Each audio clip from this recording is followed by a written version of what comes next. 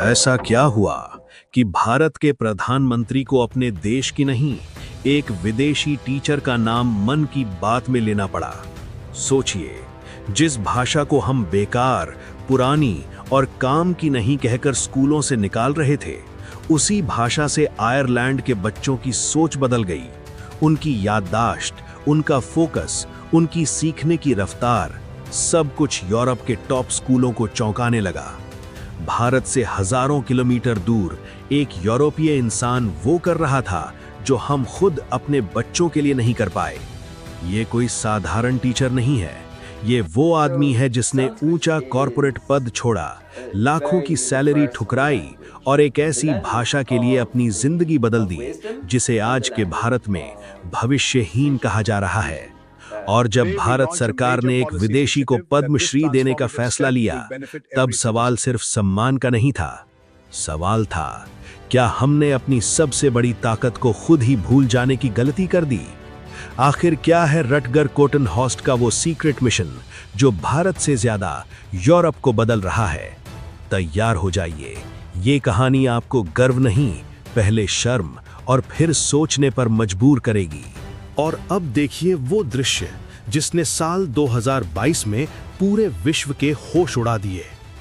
जब दिल्ली के राष्ट्रपति भवन के गलियारों में रुतगर कोटनहॉर्स्ट का नाम पुकारा गया, तो वहां मौजूद बड़े बड़े विदेशी डिप्लोमैट्स और भारतीय दिग्गज सन्न रह गए।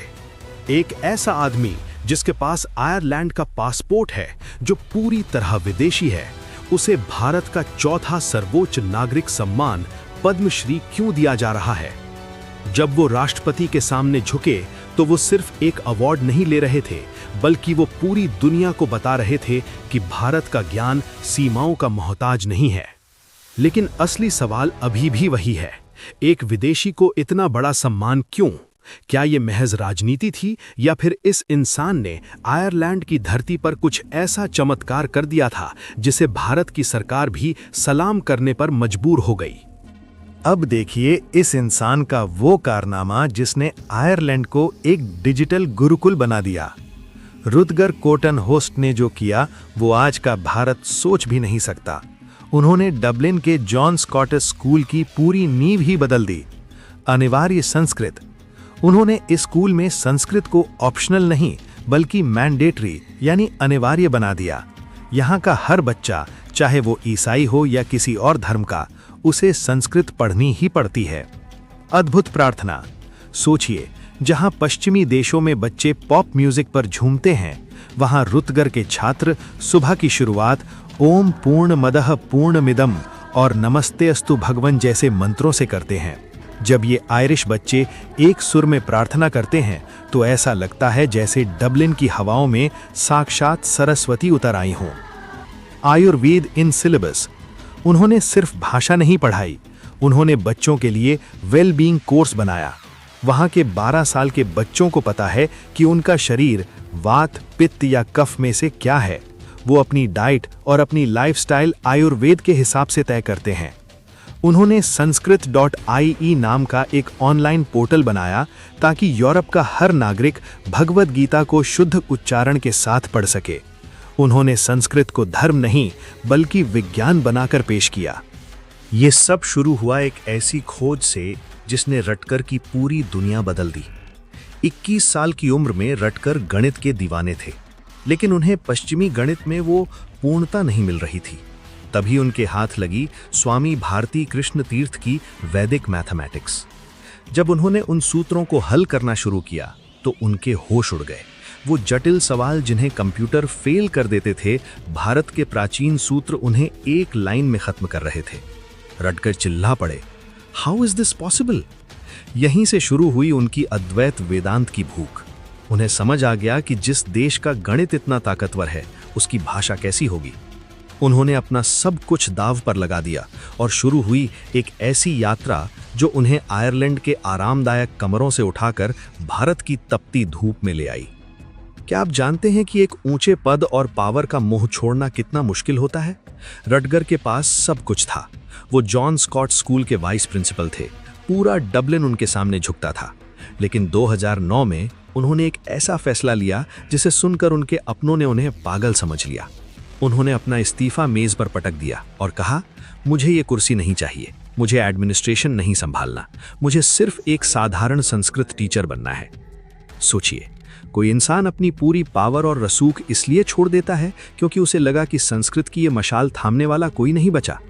उन्होंने खुद को जीरो बना लिया ताकि वो आने वाली पीढ़ी को संस्कृत का अनंत ज्ञान दे सकें। उन्होंने सोपानम और सरलम संस्कृतम जैसी किताबें खुद लिखीं क्योंकि वो चाहते थे कि आयरलैंड का बच्चा बच्चा अपनी जड़ें भारत में ढूंढ सके। अगर आपको लगता है कि रटगर को ये ज्ञान एयर कंडीशन्ड कमरों में मिला तो आप बहुत बड़े भ्रम में हैं। 2006 से उन्होंने अपनी हर छुट्टी साधना में बिताई। जब दुनिया के बाकी लोग यूरोप के समुद्रों पर अय्याशी कर रहे थे, रटगर बेंगलुरु के एक साधारण गुरुकुल में तपस्या कर रहे थे।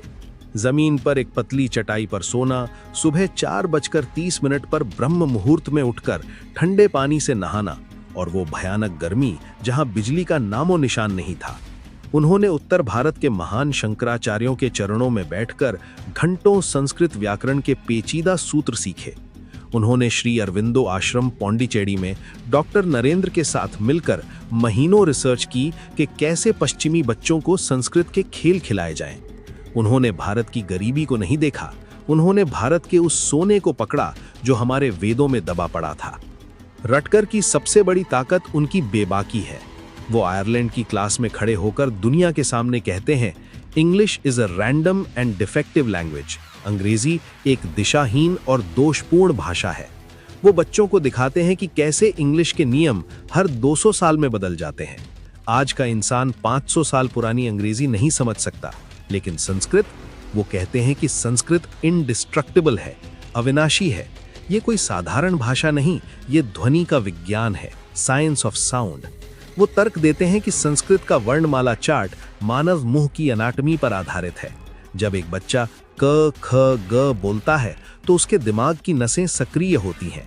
उनका मानना है कि संस्कृत के गुण आपके बच्चे के गुण बन जाएंगे, सटीक, सुंदर और भरोसेमंद। आज आयरलैंड के वो गोरे बच्चे कहते हैं, संस्कृत मेरे दिमाग को विशाल यानी बिग महसूस कराती है। क्या ये विडंबना नहीं है? जिस भाषा को हम पिछड़ा कहते हैं, उसे गोरे लोग सुपर ब्रेन बनाने का टूल मान रहे हैं। रुटगर कॉटन हॉस्ट की ये कहानी हमारे लिए गर्व की बात नहीं है, बल्कि हमारे चेहरे पर एक बहुत बड़ा तमाचा है। जरा दिल पर हाथ रखकर सोचिए, आयरलैंड में संस्कृत अनिवार्य है और भारत में इसे कंप्यूटर की भाषा कहने के बावजूद हम इसे स्कूलों से बाहर कर रहे हैं। एक आयरिश शख्स अपनी विलासिता छोड़कर गुरुकुल में तपस्या कर रहा है और हम अपने बच्चों को संस्कृत से दूर भागने पर इनाम देते हैं। रुटगर कहते हैं कि भारत इस वैश्विक ज्ञान का कस्टोडियन है, लेकिन अगर मालिक ही अपनी संपत्ति को कूड़ा समझने लगे तो दुनिया उसे लूटने के लिए तैयार खड़ी है। हमने अपनी जड़ें काटी ताकि हम मॉडर्न दिख सकें, लेकिन रुटगर ने उन जड़ों को आयरलैंड में सींचा ताकि वहां के बच्चे भविष्य बन सकें। दोस्तों, रुटगर कॉटन हॉस्ट कोई साधारण शिक्षक नहीं है, वो एक संदेश है। वो हमें याद दिला रहे हैं कि जो सोना हमारे पास है उसकी पूरी दुनिया दीवानी है। अगर एक विदेशी इंसान अपनी जिंदगी संस्कृत के लिए लुटा सकता है तो हम अपनी इस विरासत के लिए क्या कर रहे हैं?